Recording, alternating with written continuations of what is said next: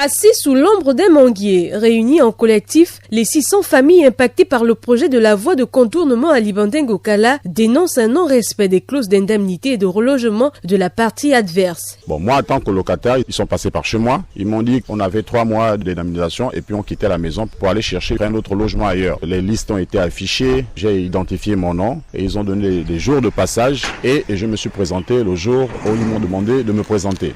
À ma grande surprise, moi j'avais un loyer de 250 000 par mois. Théoriquement, je devais avoir 250 000 multiplié par 3. On m'a tendu un chèque de 120 000. C'était pas ce qui était prévu. Une situation à l'origine de cette montée au créneau des propriétaires des habitations.